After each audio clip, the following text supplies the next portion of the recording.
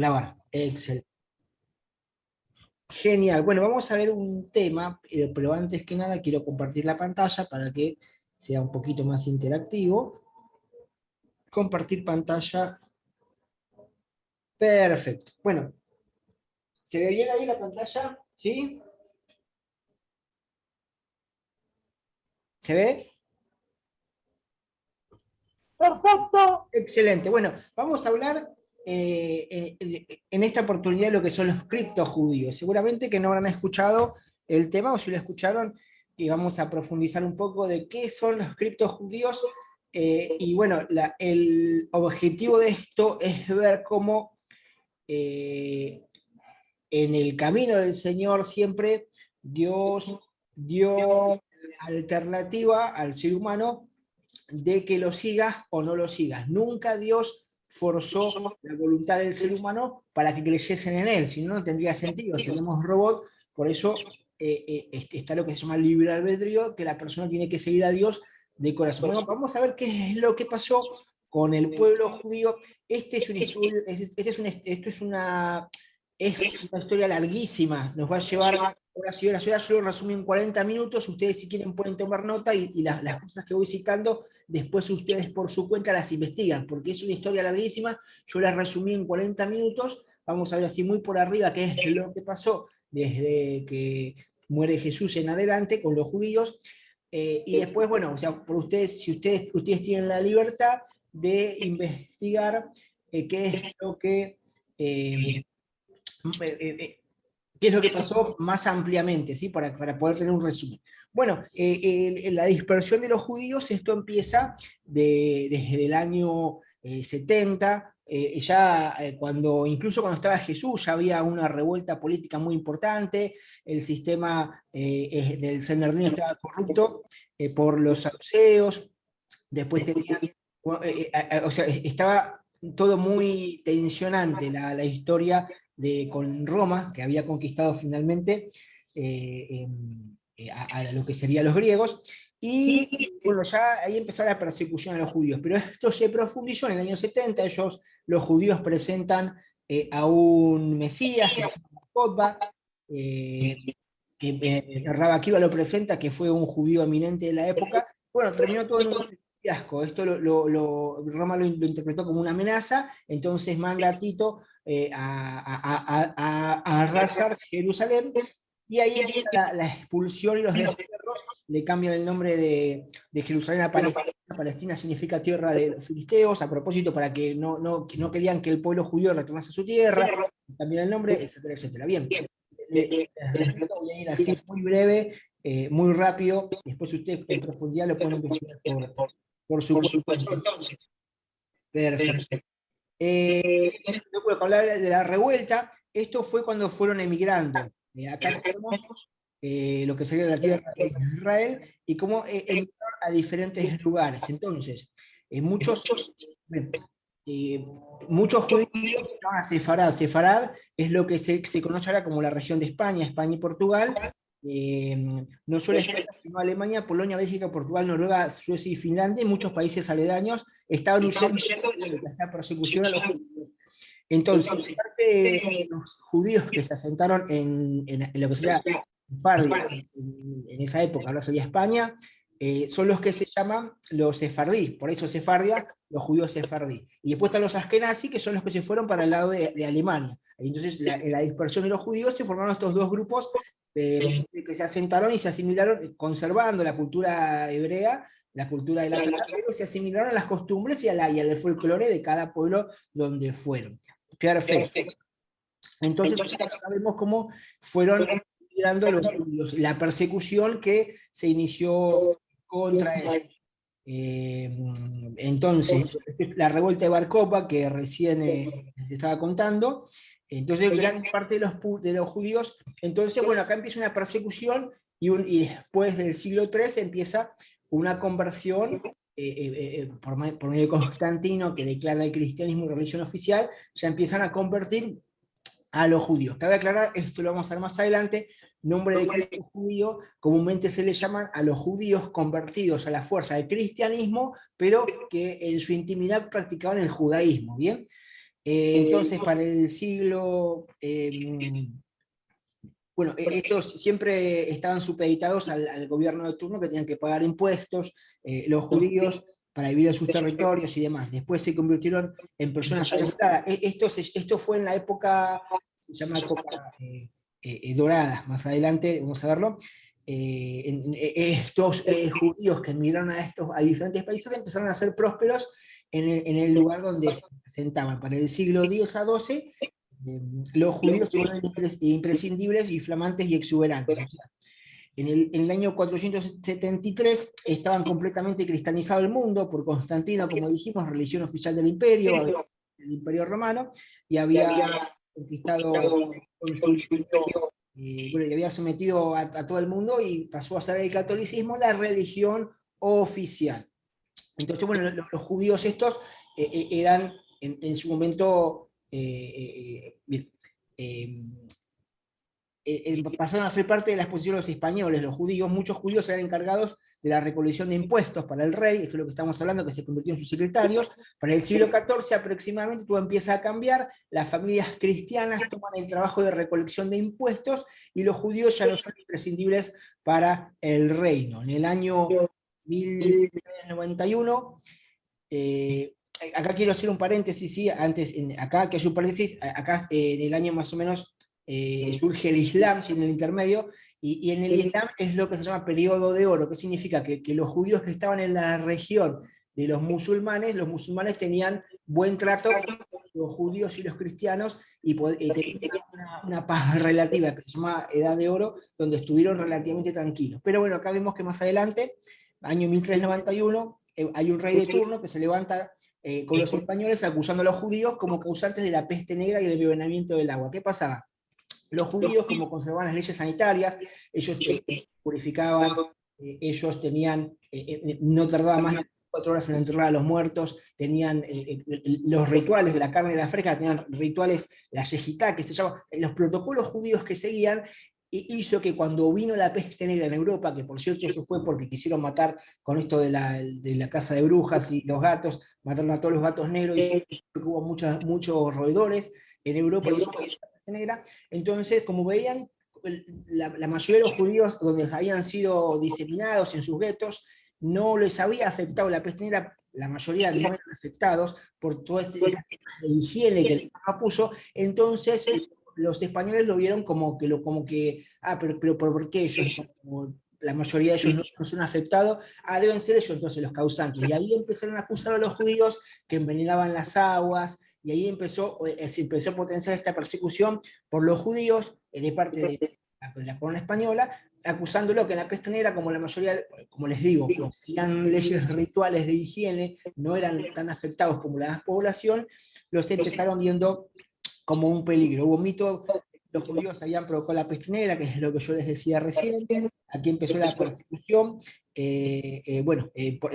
aunque todo esto avalado por los gobiernos de turno, ¿no? Se levanta el clérigo, obispo español llamado Fernando Ferrán Martínez, uno de los más importantes predicadores antisemitas de la historia, citando el odio a los judíos, y pide que todas las sinagogas sean destruidas, y se dice que a todas las personas que no quieran ser católicos son herejes, y si no se bautizan y se olvidan su práctica religiosa, mueren. O sea, en resumidas cuentas, si no se convertían al catolicismo, los mataban, y los quemaban, y empiezan lo que llaman los pogromos, que son revueltas que se levantaba el pueblo contra los judíos y los golpeaban y los mataban, y empieza una persecución sistemática, que esto viene ya, en otro momento lo vamos a estudiar, pero viene ya de los primeros padres de la Iglesia, que ya metían antisemitismo en las doctrinas, que metieron filosofía con las cosas, con la palabra de Dios, ¿bien?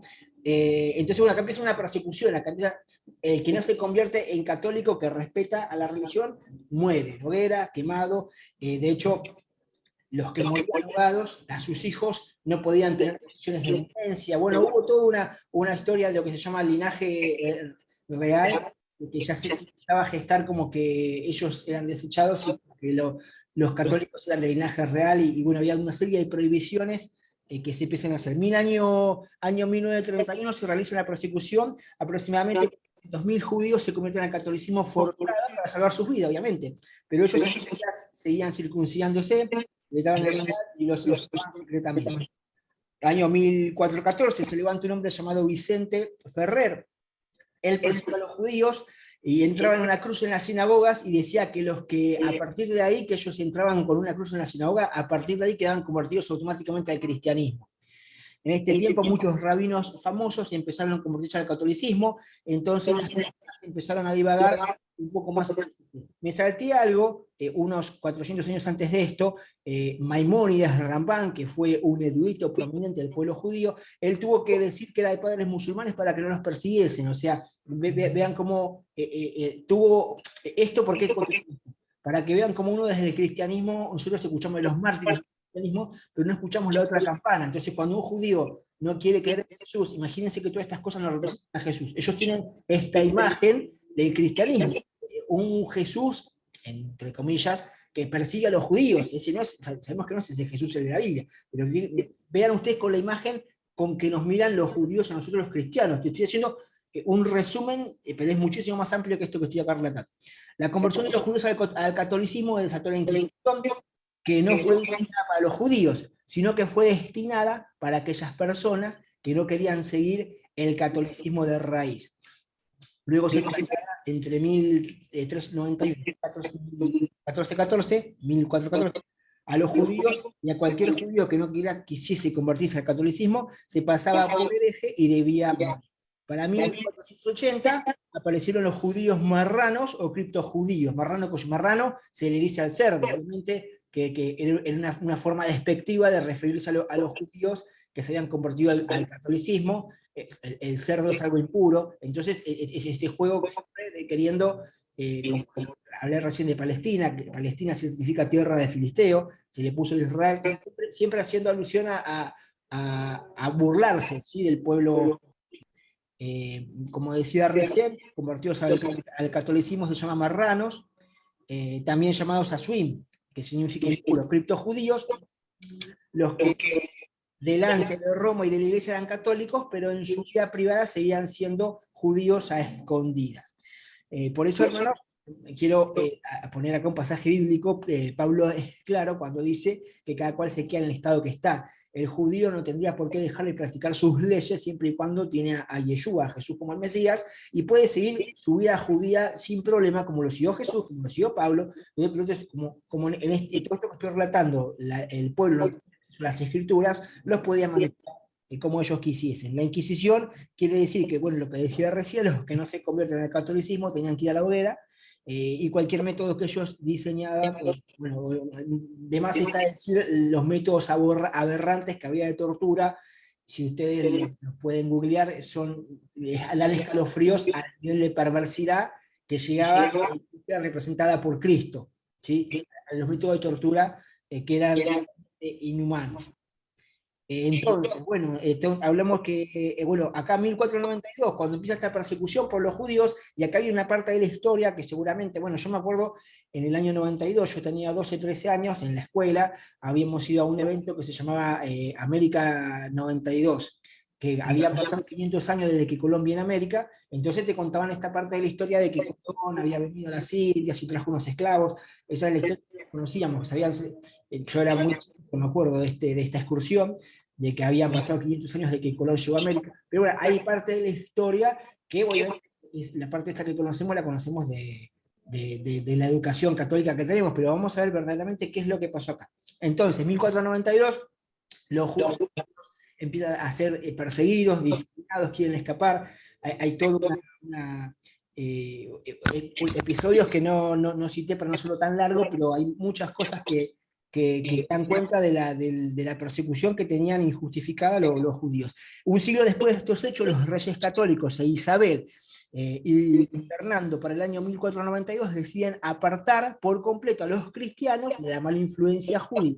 Aquí el Estado, el gobierno iglesia, que era uno solo, ¿sí?, en ese momento era uno solo, porque decían que, aunque se habían convertido, seguían teniendo sus prácticas y seguían compartiendo sus ideas con las demás personas. Hubo todo documentos certificados, todas las cosas que los acusaban a los judíos de querer convertir a los cristianos o querer judaizarlos, ¿no? Un nombre que es tan común ahora en el cristianismo, ¿bien? El 31 de marzo 1492 se decreta que todos los judíos que no se sometan a la fe cristiana, al catolicismo, tienen 4 meses para salir del territorio hispano, ¿sí? Año 1492, ¿sí? Cuando Colón va a las Américas, ¿sí? Sigan la historia. Aquí se levanta un edicto, acá está el edicto del rey, hasta el 31 de julio de este año, dice el edicto, ¿no? Los judíos tienen 2 opciones, la primera salir de Sefarad, que es España, o convertirse al catolicismo. Después del 31 de julio, encontramos que cualquier judío que en nuestra tierra van a ir directamente a la hoguera, y parece que están cerca de 200.000 judíos que siguieron el catolicismo, y empezaron a hacerlo con más de y ya no forzosamente, ya que el gobierno les daba muchos beneficios que, por si del contrario decidían irse, no podían sacar por acá sus inmuebles, decía, le confiscaban todos los bienes que tenían, no podían sacar el edicto de los reyes católicos, Tomás de Quemeda, a sus colaboradores, la expulsión, son colaboradores, 3 condiciones previas, bueno, esto es lo que les relataba yo, lo que decía, que bueno, que daba ciertos beneficios, y si se convertían al catolicismo y se quedaban, bueno, bien. Acá está el edicto de los reyes de Fernando y Isabel, que acá un edicto real, que cuenta cómo los ultiman a que se conviertan y dejen de convertir a los cristianos o judaizar a los cristianos, los quieren terminar de que se definan para el catolicismo.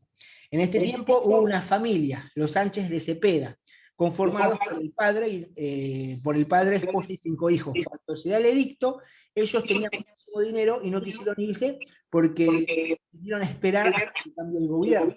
Lo que ellos no sabían era que la Inquisición iba a durar más de 300 años. Uno de los hijos del señor Sánchez de Cepeda era Alonso de Cepeda, quien tuvo 8 hijas, y una de ellas fue Santa Teresa de Jesús. La Iglesia Católica la canonizó. O sea, la que conocemos como Santa Teresa, era la hija de padres judíos conversos al catolicismo. Bien. El San Benitaido, ahí está, el San Benitado, bien, expresión para referirse a las personas a la cual se les pone una vela verde en su mano y un ropaje de silicio, que era como una lona, como un costal, que pesaba mucho, que significaba que estaba en proceso de conversión al catolicismo, y que se tenían que arrepentir del judaísmo, y se les decía que estaban San Benitaido. Ahí viene esa terminación. Entonces, acá aparece Cristóbal Colón, hermanos. Cristóbal Colón era judío. En este momento aparece Cristóbal Colón, 1492. Él se cambiaba mucho el nombre, se decía Christopher Columbus, aunque su nombre judío era Moshe Jona, es decir, que era un marrano kosher. Colón era un cripto judío, era un judío que había sido convertido al catolicismo a la fuerza. Entonces, por eso el nombre, parece ser que su nombre original era Moshe Jona, pero con su fe judía hasta el final.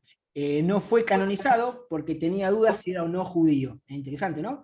Los judíos cambiaban el nombre en cada ciudad a la que iban para no ser rastreados, ¿sí? Por eso Cristóbal Colón cambió el nombre. Entre 1391 y 1414 ya había masacres a los judíos. Empieza Cristóbal Colón a financiar el viaje para sacar a los judíos de España, es decir, que los presos que iban con Colón en el barco que a la escuela eran judíos marranos kosher convertidos al judaísmo, los quería sacar de España, Cristóbal Colón. Entonces, bien, entonces financiaron un viaje. El señor Luis de Santagel, que también era un judío marrano convertido por Cristóbal Colón, presta una gran cantidad de dinero para sacar a los judíos que no quisieron convertirse, que según aquel territorio, que si seguían aquel territorio serían muertos. Yo no sé si ustedes sabían, hermanos, pero uno de los objetivos también de Cristóbal Colón, y esto lo pueden encontrar en internet, era que estaban también las 10 tribus perdidas de Israel. Y muchos de los judíos que fueron, muchos de estos judíos fueron los que costearon el viaje de Colón. No fue la reina Isabel porque no tenía fondos, ya que acababa de salir de la guerra. La idea de Colón era conquistar nuevas tierras e ir a cristianizar a aquellos lugares. Él quería llevar a los judíos a la India. Solo que él sabía que en medio estaba América. Por eso cuando a la parte más alta colombiana a las personas que poblaron esas tierras los bautizó como indios. Por eso les dicen indios. Sale Colón con 700 judíos de España en su primer viaje, pero alrededor de 3.000 judíos sacó Colón a su viaje a América, acompañado por otras personas, entre ellas Luis de la Torre. Siendo todavía judío, Torres como intérprete, esto lo pueden buscar en Google, debido a su hebreo, esta persona de Torres, su conocimiento hebreo mozárabe, y al considerar para evitar el edicto de expulsión emitido contra los judíos en España, Torres se apunta al catolicismo poco antes del inicio del primer viaje de Colón, y Colón confiaba en que los conocimientos de Torres le podían ser muy útiles en Asia, porque le permitían comunicarse con mercaderes locales judíos, e incluso puede que Colón creyese que podía encontrar, como les decía, a las 12 tribus perdidas, a las 10 tribus perdidas de Israel. Se dice que Colón salió con los delincuentes, personas salidas de la cárcel, pero en realidad salió con presos judíos que habían sido presos por su fe hebrea. Después se asentaron en otros lugares de América. Bueno, acá, esto lo voy a saltear para no hacerlo tan largo. Acá habla de esta persona, como les decía, conocía el lenguaje hebreo, y acá es cuando se entran a mezclar las lenguas y sale el ladino. El ladino es una mezcla de español y hebreo. ¿Sabían eso? El idioma mezcla de español y hebreo. Acá son algunas palabras que son mezclas de estos idiomas, de español y hebreo.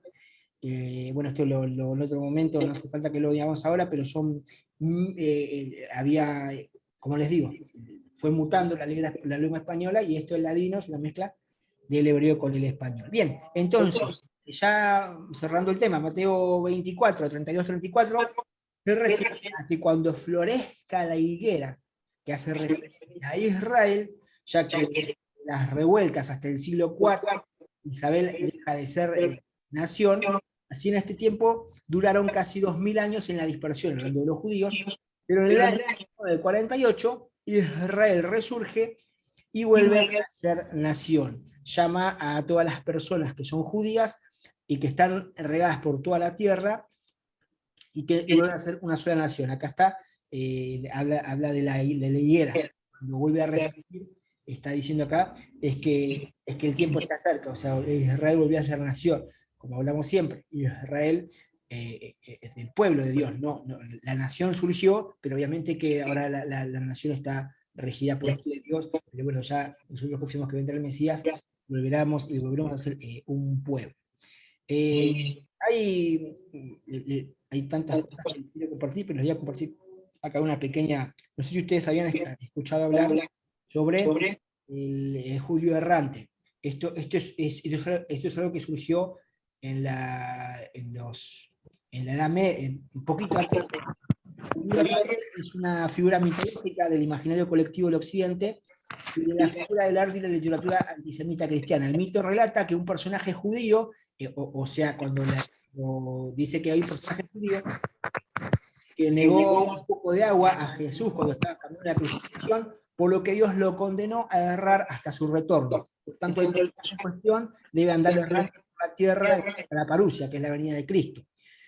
Juan de los Tiempos, en ella se cita a Mateo, Juan de los Tiempos es un obispo, ¿no? Que dice que en París, en el año 1229, afirmó que dicho judío existía, un judío que anda errante por negarle agua a Jesús, que se llamaba Cartófilo y se encontraba en todos los armenios. Se trata de una profecía que el mismo, según esto, ¿no? Según esto, se trata de una profecía que el mismo Cristo, por la que este judío no debe morir, que Jesús le dijo a este judío que no va a morir hasta que Cristo vuelva, y este judío está errante. Esto se puede ver en varios películas, lugares de folclore. Lo que voy, cosas como esta está lleno de historias antes contadas para... vamos a compartir ahora acá. Sí. A ver, un segundo. Me perdí con una cosita. Voy.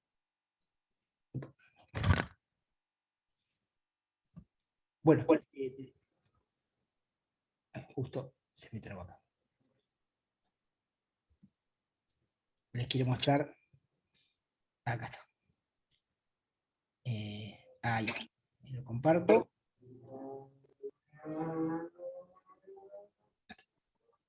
acá ven, este judío uno de todos, es un judío que supuestamente Jesús le dijo que iba a estar vagando por no darle agua, iba a estar así hasta que él viniese. Bueno, acá hay diferentes historiadores de diferentes lugares que dicen que lo vieron vagando, a lo que voy, que está lleno de escritos que hacen totalmente plagado de antisemitismo. Bueno, acá habla de diferentes películas que hablan sobre esto. Bueno, además está decir que llegamos hasta Colón, y después hasta el retorno de Israel en el año 48. Pero bueno, no nos dio el tiempo para poder hablar sobre qué pasó después, con Hitler, que agarró el libro de Martín Lutero, el padre de la iglesia protestante, que hizo un libro, cuando le explicó a los judíos queriéndolos convertir a Jesús, los judíos le presentaron a este Jesús totalmente antisemita. Entonces ahí le agarró bronca a Lutero e hizo un libro llamado sobre los judíos y sus mentiras. Esto lo pueden googlear, está al alcance de cualquiera. Este libro, que se llama Sobre los judíos y sus mentiras, de Martín Lutero, el padre de la fe, del protestantismo. Después Hitler agarró esto como manual para hacer lo que se conoce como la persecución, el exterminio, el holocausto, el Shoah, cuando de hecho cayó el régimen nazi, que el juicio de Nuremberg, estaban todos los soldados nazis que participaron, los capos más de renombre, cuando fueron al juicio de Gutenberg por esos crímenes de lesa humanidad, le preguntaron por qué habían hecho eso, y ellos dijeron, no hicimos nada de lo que Lutero no haya dicho en su libro. Entonces, bueno, vemos acá cómo estamos heredando en un cristianismo, hay una fuerza oscura de antisemitismo, de la cual tenemos que desligarnos, porque si no eso nos afecta. Es una fuerza oscura que ya se gestó en los primeros partes de la iglesia, que reproduce en la teología, en la forma como vemos al mundo. Si vemos que el Mesías va a ser un nuevo reino de la nación, no tenemos que mirar con desprecio, siendo que Jesús no despreció ni a su pueblo ni a los que no eran su pueblo. Bueno, si quieren abrir sus micrófonos, comentar algo. Sé que es mucho.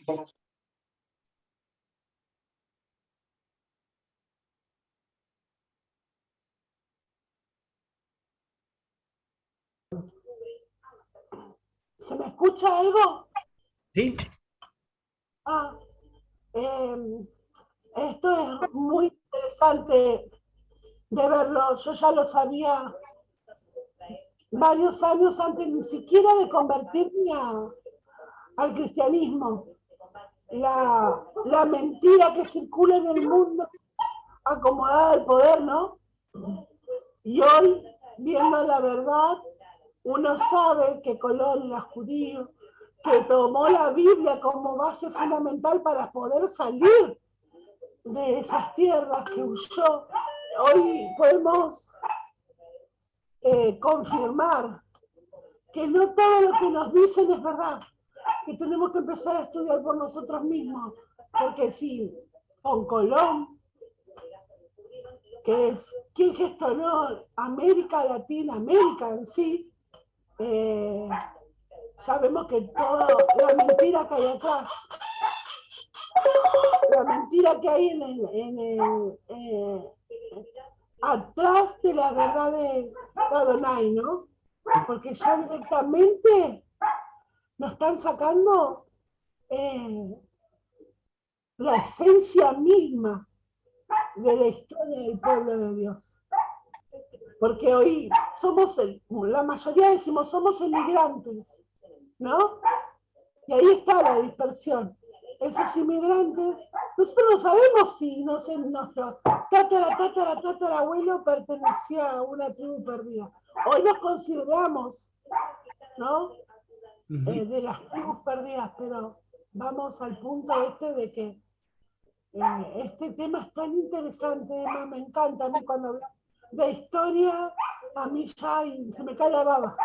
Escucho y escucho porque esto me fascina. Sí, ya en su momento vamos a ver los padres de la iglesia, qué es lo que pensaba cada uno, porque como dice un dicho, la historia la escriben los que ganan, entonces los que ganan te van a poner la parte buena de ellos, no te van a poner la parte mala. Entonces por eso hay que ser bastante sin dogmas, neutral. Neutral, eso, perfectamente. Aparte, si no sabemos el contexto, la mentira sigue haciéndose pasar por la verdad y nos seguimos hundiendo en el fango. Lo peor de todo es que uno dice, pero mira, mira, mira esto que pasó hace tantos años, pero no, sigue pasando en respuestas, en cómo, en contestaciones está implícito en el que cuando uno habla de los judíos es como que enseguida le entra la alerta como que no, son los pueblos que son los que mataron a Jesús, Dios lo desechó, y todavía hay este espíritu de odio, este espíritu de antisemitismo, de todo lo que es en contra de esa parte del pueblo de Dios. Tal cual. Y es tan evidente en tanto, hasta en el colegio, hay un nene que le dijo, a mi hijo le dice, yo odio todo lo que son los judíos. ¿Y pero qué te hicieron? Nada, porque son judíos. ¿Pero qué te hicieron? A ver, ¿qué te hicieron? ¿Qué te hizo un islandés? ¿Qué te hizo otra persona? Lo podés odiar porque todo el mundo odia. No, no, no, ya siendo judío, así le dijo. Entonces yo te digo que hoy en día tenemos que dar gracias a Donai de que estamos siendo apartados directamente, esa sí la palabra, apartados de todo este genocidio, no solamente genocidio de aquel que realmente ama a nuestro Elohim, ¿no? Amén. Porque no tiene nada que ver de qué religión seas, sino cómo vos manejes tu vida. Hoy vemos los chicos de África, cómo son matados familias enteras, y la gente no le preocupa al prójimo que tiene al lado, que está muriendo de hambre. Entonces, viste, no sé. Para mí esto es fundamental. Saber la historia es el primer paso para poder abrir nuestra mente a un conocimiento mayor. Si yo no sé mi concepto, no puedo saber si es verdad o mentira. Hoy en día decir que se está abriendo un poco más, vamos a lo secular, ¿no? La historia, los chicos hoy en día están liberando mejor.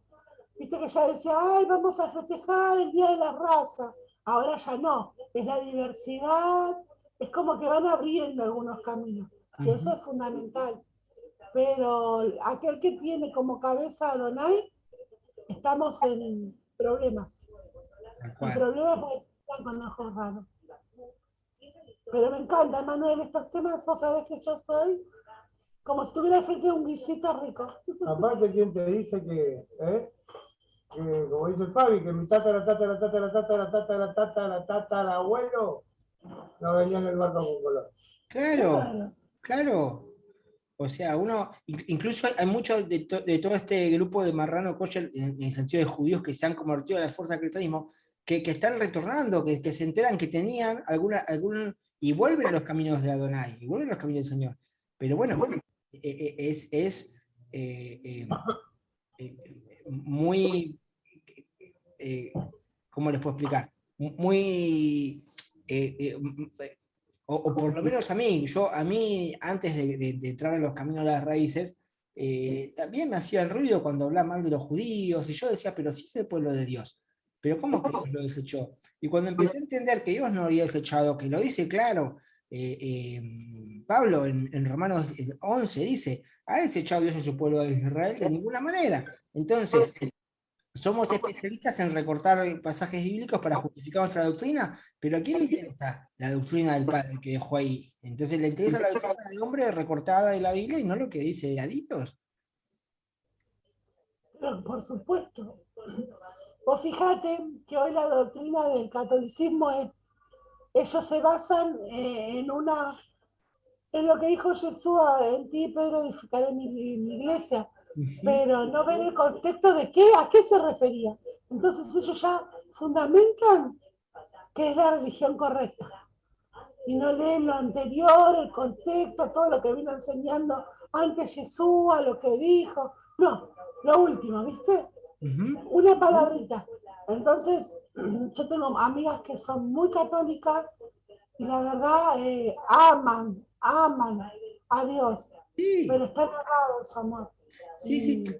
Cuesta Uno habla de las falencias del sistema, no del católico, sino del sistema, ¿no? Es como decir, el padre Grassi era un pedófilo, no todos los padres son iguales, es como el evangelista que cayó en pecado con su mujer y era conocido, no todos son iguales. Entonces, hablamos del sistema, no del cristiano y del católico, sino del sistema, ¿no?